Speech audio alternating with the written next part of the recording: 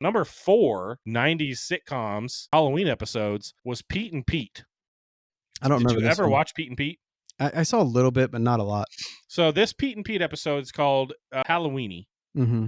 And Pete and Pete were brothers, Yep. which is weird. Big brother, little brother. Little brother Pete had that tattoo on his arm.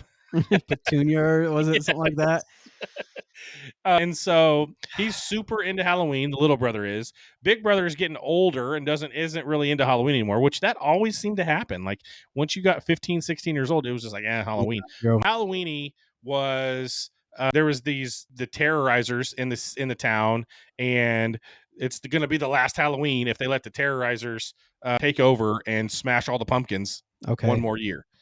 And it's kind of the big brother's like on the edge of like, do I become one of the terrorizers and go smash all the pumpkins with them, or do I help my little brother get the record for the city and go to the most houses and get the most candy?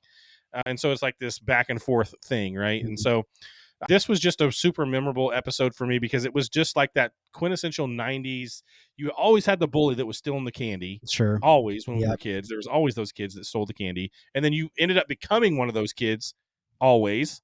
Mm-hmm. At least I did. I remember. It's funny how much we thought, like, I don't know if this is ever true for you, is like, but you thought like this is like what life is going to be. And it's like, Yes. it wasn't like that. You know, it's like No. people weren't stealing people's shit. No. You know, it's like, I do remember being the bully and stealing candy with my group of friends from the little kids. I do remember that, but it was less dramatic than this. Yeah. It was mostly like, hey, give me your candy. And they're like, okay, fine, we'll go get more.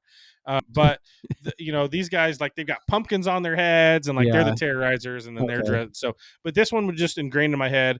Nickelodeon. This was on Nickelodeon. And so just Pete and Pete.